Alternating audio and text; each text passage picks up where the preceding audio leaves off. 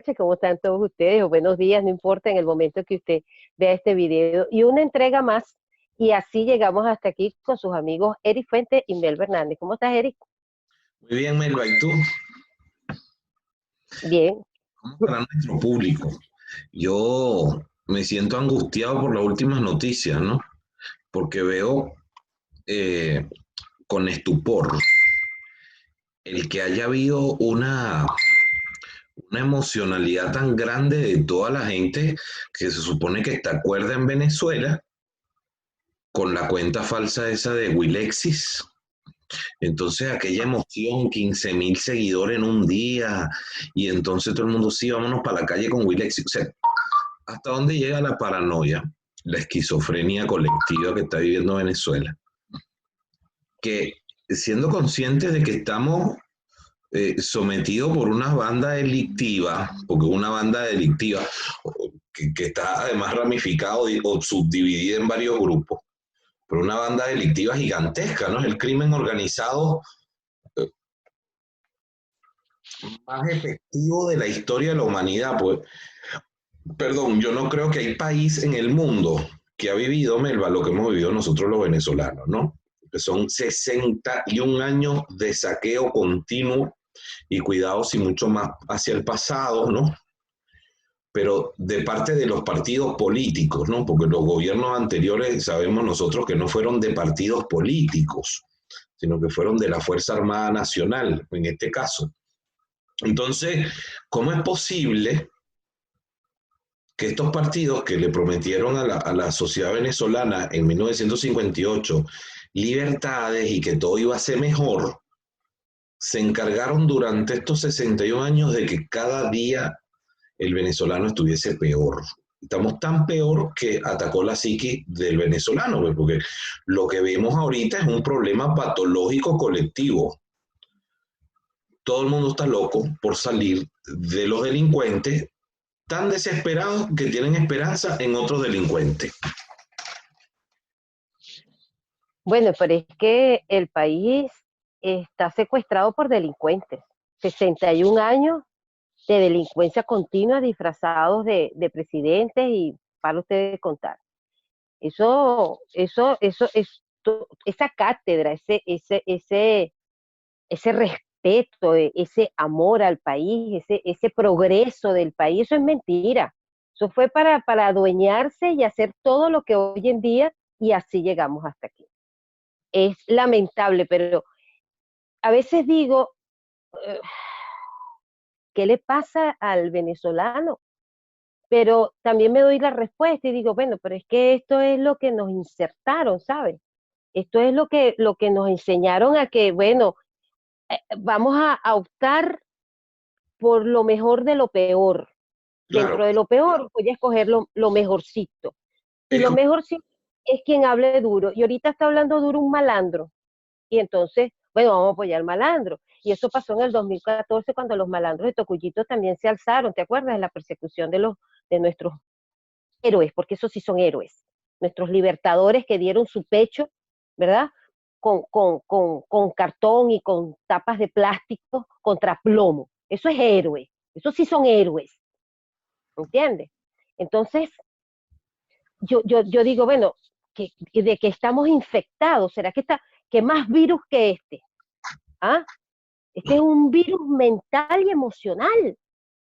sí, Entonces, tú dices, bueno, ¿y para dónde vamos? Entonces tú te pones a sacar cuenta de todo el pasado, de todo. Y a mí me llama la atención que los monstruos, ¿te acuerdas de los monstruos? El monstruo de Guarena. Bueno, estuve investigando para traer eso al programa y hay muchas cosas que han desaparecido. Cuesta mucho conseguirlo en la red de internet. Por lo menos estaba buscando de la época de los cangrejos, esos casos que quedaron nunca resueltos, ¿ok? Que hicieron hasta películas. Miguel Ángel hizo Cangrejo 1, Cangrejo 2, creo que llegaron a hacer hasta ese. Y bueno, conseguí una crónica de Thanato WordPress donde nos habla del monstruo de Mamera. ¿Te acuerdas del monstruo de Mamera? Que sacaron una película, por cierto, que la llamaron La mujer del policía, Macu. Macu, Macu. Macu, Macu. Ajá. Y No, entonces, bueno, Alvarado. ¿verdad? Y allí, en esa reseña que te la voy a traer ahorita porque viene al tema para que nos desarrollemos. Resulta que este personaje entra preso, lo meten, al final lo meten preso porque no podían, ¿me entiendes? Estaba protegido por la Policía Metropolitana y por la PTJ en aquel entonces. La madre, que era el tercer muchacho desaparecido que no se entregó nunca, se fue hasta las puertas de Miraflores y la mujer no descansó hasta que el presidente de la República no la atendiera. Y el presidente de la República de aquel entonces era Luis Herrera Campin. El hombre la recibe, ¿verdad? Y la mujer le hace el planteamiento y él la escucha y ahí inmediatamente llama al director de la PTJ y al director de la Policía Metropolitana. Ahí movió la mata un poco. Ahí cuando movió la mata empezaron, tú sabes, a salir porque es que no había un proceso. Entonces, bueno, la prensa, los funcionarios, la presión del presidente, tal y qué sé yo, vuelven a agarrar al hombre, porque el hombre, bueno, estaba libre, porque si no había cuerpos, no había delito, era lo que alegaban, ¿no? Entonces, bueno, empiezan las averiguaciones y empiezan ¿cómo se llama? A, a, a preguntarle al hombre, pues, y salía uno y entraba otro y salía uno, se le entraba. El hecho es que el hombre a las 3 de la mañana de ese interrogatorio full, el hombre se echa la responsabilidad y dice que sí, que él los mató y que tal y qué sé yo, que los cuerpos estaban en tal parte, que la ropa estaba en tal parte, que hizo esto, que hizo aquello. Y había mucha incongruencia en lo que él detallaba, cómo les quitó la vida, ¿no?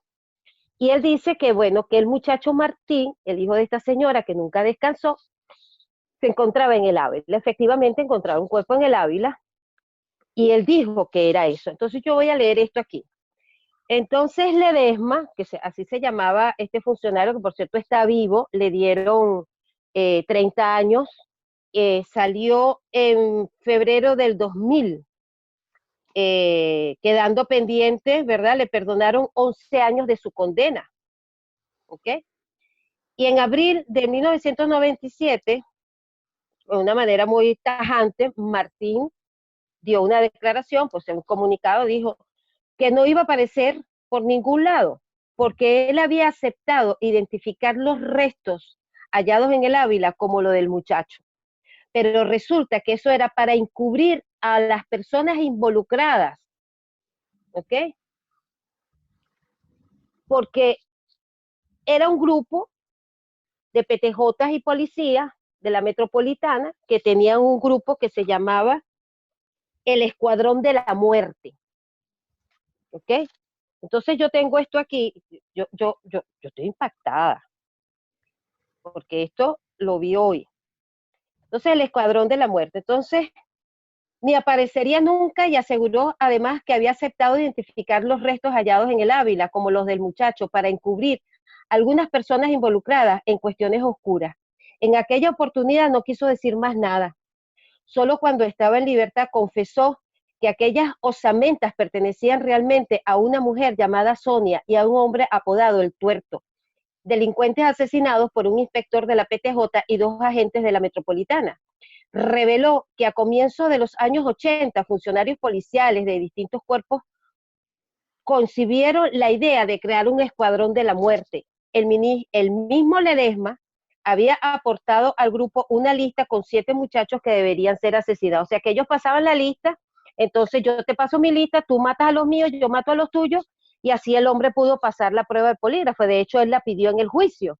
Y por supuesto pasó porque cuando le decían si los había matado, él no los había matado otro, por eso tenía que pasarlos, ¿entiendes? Entonces, según Ledesma, y esto es importante, oído al tambor, lo que voy a decir aquí, ese escuadrón poseía importantes secretos, incluso en el ámbito político. Dijo que la muerte del animador de televisión y candidato presidencial Renio Tolina, nuestro amado Renio Tolina, había sido realmente asesinado, estando aún preso en San Juan de los Morros.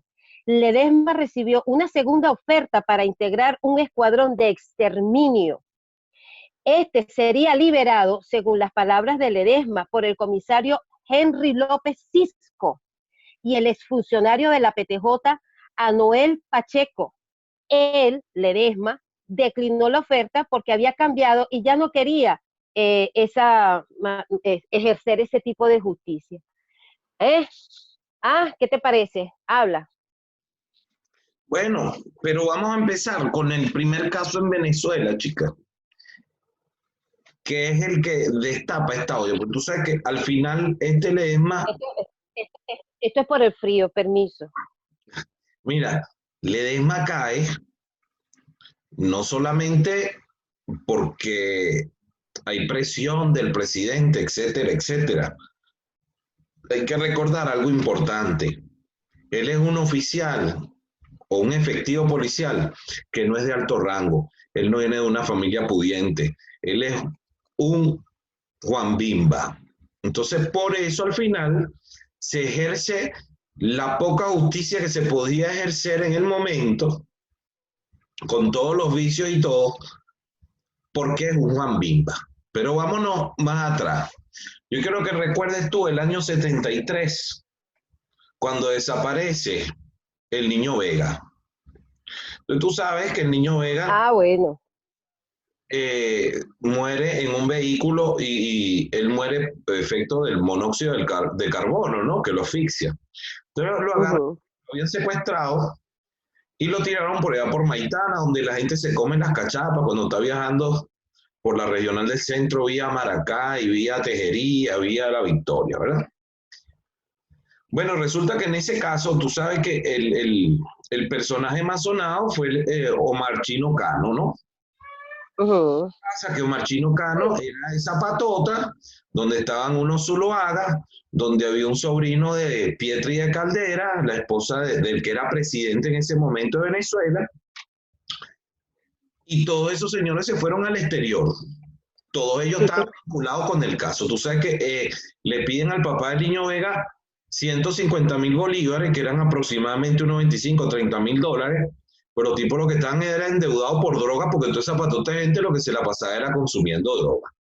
Y el chino, bueno, tú sabes, se la pasaba en su moto, paviando, mocho, etcétera, ¿no? Entonces el tipo era un fenómeno, pero él era de San Bernardino. Él no venía de una familia millonaria. Entonces el niño, bueno, cayó en la cárcel, ¿no? Por ahí vi un artículo de que tú sabes que él es chavista, ¿no? Y entonces Reto lo rescató, claro. Entonces, él en el artículo del periódico de esa ciudad Caracas, que es ese periódico de la alcaldía del Libertador, el tipo alega que él fue la primera víctima mediática de Venezuela, ¿no? Ahora, eso no es falso, porque recuerda que el chino salió en todas y se mencionaba por radio y se mencionaba por televisión y el tipo hicieron películas, o sea, de verdad que él fue la primera víctima de acoso mediático, pero eso en el fondo pasaría a un segundo plano, porque ese caso específico pasa a ser el icono del delito en Venezuela y vamos a explicar las razones del por qué, porque ahí es donde comienza o se destapa la olla de que así llegamos nosotros hasta aquí. Y yo he echado un par de cuentitos de cosas de historia de Venezuela para que la gente más o menos se vaya configurando en qué es lo que está pasando. Estos señores jueces, sabes que detienen a una cantidad de niños bien, los liberan porque no hay evidencia, dejan a estos porque una niña supuestamente de estas bien, dice, no es que yo escuché al chino que estaba diciendo que él le había inyectado la droga al niñito para meterlo en la maleta, porque ellos lo habían sedado. Y entonces que lo había metido en la maleta de ese auto y el chamo ahí se asfixió y bueno, él mismo había confesado, según la chama, estando ellos en privado, etcétera, lo de tirarlo por haberlo tirado en el barranco por Maitana. Ahora fíjate el asunto. Estamos hablando de que en esos años habían esas patotas. Yo recuerdo que la patota, por ejemplo, de Vista Alegre, pertenecía a este cantante muy famoso, Trino Mora, que por ahí lo vi, por cierto, destrozado, pasando más trabajo que bueno. Sí, señor. Sí, como todos los artistas venezolanos. Pero bueno, entonces yo recuerdo que, no sé si me equivoco, pero tú sabes que es complejo recordar tantas cosas al detalle, pero no recuerdo haber escuchado a Fulchola mencionándome que él era de la patota de Bellomonte.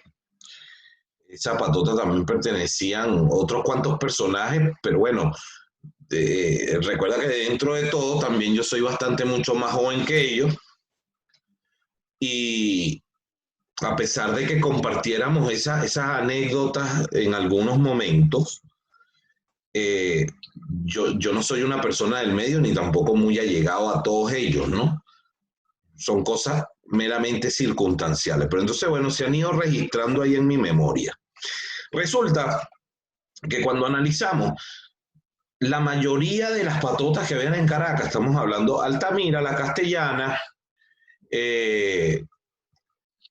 esas todas estaban compuestas por todo este montón de niños bien. O sea, te acabo de mencionar apellidos Zuluaga, Los Pietri, ¿ok? O sea, era gente pudiente que además no solamente eran grandes empresarios en Venezuela, porque recuerda que estaba también Caramelito Granger, que su familia eran los dueños de Branca, y también había otra empresa importante que ellos tenían para el momento.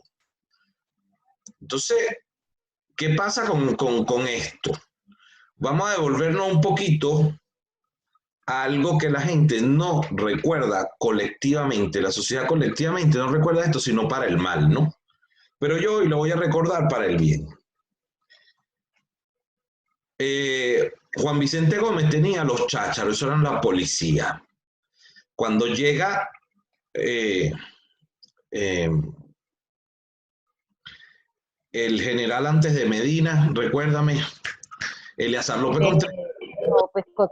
López Contreras funda entonces, o sea, a esa cantidad de soldados, policía y de todo que había mezclado ahí, los convierte en la Guardia Nacional de Venezuela. ¿Ok? Ajá. Entonces, tú sabes que comienza ahí en El Paraíso, Villa Zoila, etc. Esa Guardia Nacional de Venezuela, con los años, se convierte, bueno, en la Fuerza Armada de Cooperación, como todos sabemos, ya era más que un cuerpo policial, pero su concepción primaria es que fuera un cuerpo especializado y que fuera prácticamente la policía del momento. ¿A eso qué le sucede? Ya en 1948, después de que han sacado a Rómulo Gallegos del poder y desplazan a los adecos de aquel desastre administrativo y de todo aquel desastre político que se generó en Venezuela, producto de la corrupción, porque la gente tiene que pensar cómo era posible que Rómulo Betancourt viviera tantos años en el exterior y ese señor realmente no era que trabajaba para vivir de la manera que vivía. Busquen los archivos fotográficos, que la mayoría los han eliminado de ahí de internet, pero el tipo vivía en tremendas casotas y no era que ganaba un dineral, ¿okay? Porque él a veces trabajaba supuestamente como periodista, no se graduó de nada. Acuérdate que después pagó como presidente para que le dieran un poco de títulos honoris causa. Y entonces hizo los libritos estos de la historia del petróleo aquí en Venezuela, política y petróleo, como que se llamaban los libros, ¿no? Y los reeditó varias veces como hasta el año 78 y después hizo un segundo libro, pero tú sabes que pura falacia lo que se encargó él de poner ahí. Inclusive él llegó a mencionar que el petróleo era una maldición para los venezolanos, ¿oíste? Pero bueno, pero bastante que robaron ellos esa plata. Ahora, fíjate esto. Se creó ahí la Seguridad Nacional. Entonces la Seguridad Nacional era un cuerpo policial que los extranjeros que vivían en mi vecindario cuando vivía en Venezuela me decían, mira, cuando yo llegué a este país, la Seguridad Nacional te veía a ti sin papel en la calle, tú eras extranjero, eras italiano, eras español, eras portugués. Te montaban en la patrulla y te llevaban a sacarte la cédula. Tenías que andar con tu comprobante. Y usted tenía que estar en este país en situación legal. Y te preguntaban dónde trabajaba. Iban para el sitio donde tú trabajabas y le llamaban la atención a tu jefe y lo regañaban por no haberte dado el permiso para ya tener tu documentación legal, porque esta era una nación de respeto y los ciudadanos nacionales o extranjeros debían estar debidamente documentados. O sea, imagínate, ese era el cuerpo policial y estas son las historias que la gente no cuenta, porque ese era el país que se estaba construyendo para el futuro. ¿Entiendes? ¿Qué pasa inmediatamente cuando se va Pérez Jiménez?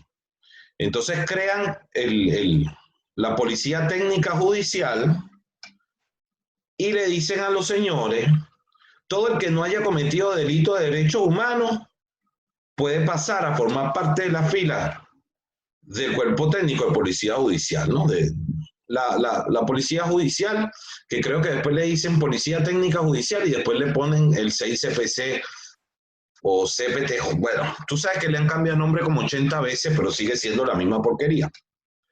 Entonces, ¿qué hicieron con esos funcionarios de seguridad nacional?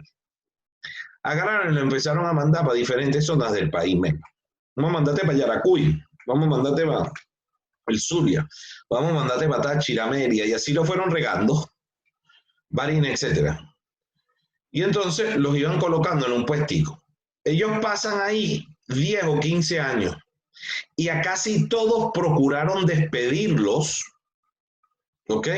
Muchas veces de forma injustificada para sacarlos del cuerpo policial a medida que ellos iban sacando las nuevas generaciones, ¿no? Pero fíjate un detalle que te voy a contar directamente de alguien que fue muy amigo mío, que espero que aún esté vivo, tendría como unos 92 años en este caso, en este momento, que fue funcionario de la Seguridad Nacional. Y él me dice lo siguiente: a mí me mandan al estado Yaracuy y un hijo de un concejal cometió un delito por el cual lo detuvieron. Y llega el concejal Adeco y le dice, yo soy el concejal y voy a ser el próximo alcalde de aquí. Es mejor que usted saque a mi hijo, porque si no va a tener que pagar las consecuencias de eso. Entonces, así fue que llegamos hasta aquí. Se politizó la policía y los políticos se empezaron a meter en el asunto policial, en el asunto de la justicia. Y empezaron a hacer la justicia a su medida y a la medida del que podía y el que tenía dinero. Y ellos a los policías honestos que venían de una seguridad nacional que había sido formada bajo unos altos estándares, porque hay otra cosa que los venezolanos no saben. ¿Tú sabes quién fue el que diseñó el sistema de policía de Interpol? No. Bueno, un señor por ahí que todo el mundo menciona como la peor desgracia que tuvo el gobierno de Pérez Jiménez. De hecho, es el culpable de todos los males del gobierno de Pérez Jiménez, Pedro Estrada. Pedro Estrada muere en Francia y él es considerado en aquella época el mejor policía del mundo. Yo no estoy diciendo, y aclaro esto, que el tipo haya sido el mejor policía del mundo o que no haya cometido delitos de derechos humanos en Venezuela o que no haya sido torturador o que no haya sido malo. Tampoco estoy diciendo que haya sido bueno, pero resulta que los venezolanos, tenemos allí en París enterrado un venezolano que la Interpol en Francia y una serie de cuerpos policiales de Europa, el tipo fue asesor de Scotland Yard, ¿vale? Entonces no era ni tan malo, o sea, profesionalmente el tipo era un fenómeno, y ese fue el que diseñó el sistema de policía venezolano, que destruyeron estos políticos, ¿entiendes? Porque a ellos lo que les convenía es lo que estamos viendo hoy. Dime tú, ¿cuáles son los niveles de impunidad? Tú sabes, bueno, tú eres mi amiga y tú lo sabes, pero la gente que nos ve a veces no sabe mucho. De los atentados que yo sufrí en Venezuela, cuando fui a realizar denuncias, cuando a mí me perseguían para robarme los teléfonos, para robarme las computadoras, cuando me hicieron toda esa serie de cosas, a mí no se me tomaba denuncia en la Policía Técnica Judicial, ¿ah? O en el 6CPC. Ellos no toman denuncia, no, pero es que no hubo un hecho de sangre, no, pero es que no hay evidencia, un carro lleno de balas, pero no había evidencia. Entonces, porque a mí no se me tomaba una denuncia. Entonces, ¿por qué? Porque los tipos no iban a aceptar que uno denunciara nada, porque tú no te vas a ir del país a refugiarte como, como un asilado por perseguido político, ¿me entiendes?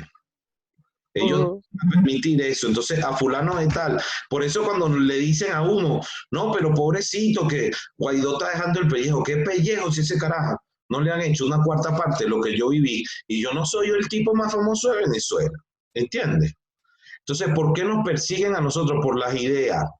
¿Por qué nos persiguen a nosotros? Por el conocimiento que estamos compartiendo con la gente a través de estos programas. Porque nosotros sabemos cómo ellos en detalle fueron envileciendo todo el sistema. ¿Y cómo es que volvieron locos a los venezolanos? Que hace 3 días estaban aplaudiendo desesperados, aupando a Wilexis. O sea, dentro de 6 meses lo lanzan a presidente. Recordemos esto, pues. Tú estás mencionando ese caso. Mira, tenemos el caso de Niño Vega. Ese caso es de la Cuarta República, Niño Vega. Ese caso que estás mencionando tú es de la Cuarta República. Ahora vámonos a la Quinta República. Ya mencionaste, Danilo Yo te voy a dar la lista y tú vas a escoger de cuál hablamos. Robert Serra, 2014. Gianni Chimara, 2007. Javier García, 2008. Filippo Sindoni, 2006. Danilo Anderson, 2002. Lilian Ergueta, 2015. Rosana Vargas y Edmundo Chirino, 2008. Mónica Espir, 2014. Hernán Facul, niños de 12, 13 y 17 años, 2006. Los Fadul. Fíjate, podemos hacer la comparación del caso con el caso de los Fadul, pues. ¿Ah?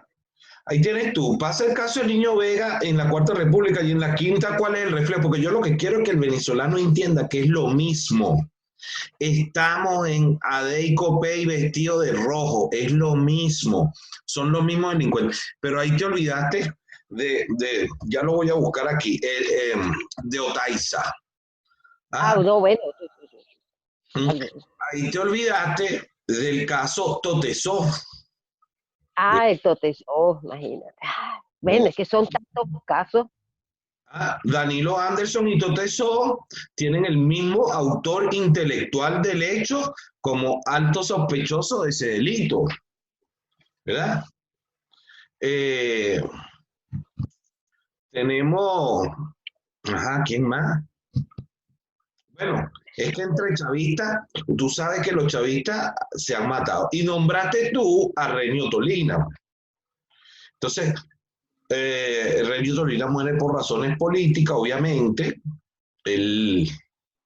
Todos los venezolanos sospechamos de que fue asesinado. Renio Tolina no muere, ni es un accidente. A él lo accidentaron y a él lo murieron.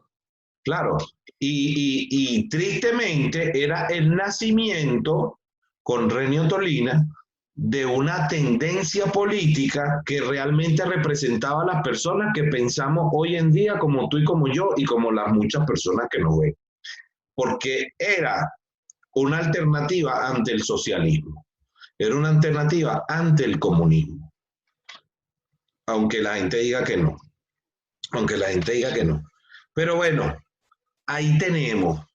Ahora, todos esos casos que tú nombraste, fíjate, son casos que no tienen una solución policial, pero basta que haya intereses de un político o de un bolichico de esto,